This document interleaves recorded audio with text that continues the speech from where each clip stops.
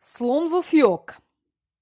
Се вртка Петко низ собата и планови крои што да измисли денеска за да не отиде на училиште.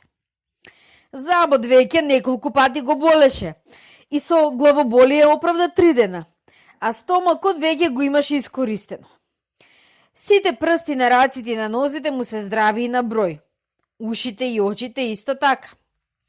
Најпосле, немајќи што да прави, ја извлече фиоката од масата и што има да види? Внатре слон. Еј, што правиш тука? Изненаден и исплашен го праша Петко. Ништо, сосем ништо, мрамореше слонот. Се кријам како и ти што се криеш. Петко се зачуди, не го разбра. Добро, јас и да се кријам, има зошто, вели. Ако отидам на училиште, учителката ќе ми стави единица зашто немам домашно. Ами ти, од кого се криеш? Зар некој тебе ти може нешто? Навистина, мене никој ништо не ми може, рече слонот, но да ти кажам право, јас се кријам зашто сум навреден. Замисли, живее во зоолошката градина. Таму секој ден доаѓаа деца да ме гледаат, а како награда за тоа ми даваа само по едно бомбонче. Олкацко, а јас погледни ме, те молам колкав сум. Имаш право, другар слон, му рече Петко, но морам да ти го кажам и ова, веќе те бараат насекаде.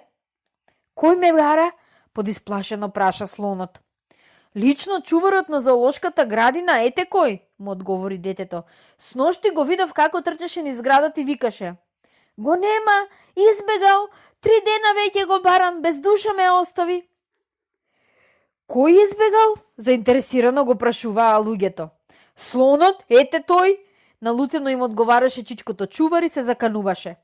Ех, само да го најдам, ке ме запамети тој мене добро, ушите како на магаре ке му ги истегнам. Луѓето му се подсмеваа. Ке му најдеш сурлата, тој веќе е во Африка. Слонот слушаше и најпосле праша. А што мислиш? Зошто ме бара? Па тоа е јасно како бел ден, рече Петко. Те бара поради децата. Тие доаѓаат да те видат, а тебе те нема. Вчера и јас бев таму, да видиш чудо, во твојот кафес се насобрале цел рид бомбони, чоколади, кекси, сладки лебови, карамели, колачиња и што ли не.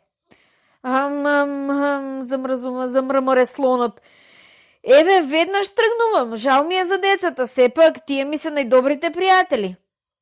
Тргнувајќи, Петко го фати за сурлата и го запре. Чекај, му предложи тој, ако се плашиш да се вратиш сам, јас ке те одведам до зоолошката градина. Ке му објаснам на чуварот каква е работата, да не ти ги тегне ушите. Благодарам, мрамореше слонот. Подобро е ти да ја објасниш на својата учителка зошто не ја напиша домашната, а мојата работа јас сам ке си ја свршам. Ајде сега до гледање. Петко ја прочита приказната што ја најде во фиоката од масата и многу се засрами од последните зборови на слонот. Потоа погледна на часовникот, неговите стрелки покажуваа 7:30. До почнувањето на првиот час имаше уште 30 минути. Ја отвори тетратката, го пронеде моливот и почна да ја пишува домашната.